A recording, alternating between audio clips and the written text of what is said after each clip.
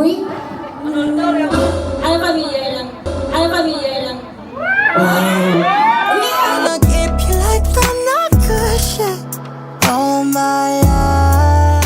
Aubrey, ano ba sa tingin mo yung katangian mo yung nagugustuhan talaga ng babae? Yung napapauko talaga? Anong meron sa'yo? Ano sa tingin mo? Yung tangkad ba? Yung ganda ng mata mo? Ano ba? Sa tingin mo? Abs siguro mo. Ma'am, taga Lake Cebu po kayo. Kung ipapasyal niyo po si Aubrey sa Lake Cebu, na lugar niya rin, lugar mo rin ang Lake Cebu, sir, di ba? Saan mo siya dadalhin dito sa Lake Cebu? Munisipyo tayo, diretso. Uy, eto na, pirmahan ba kami natin?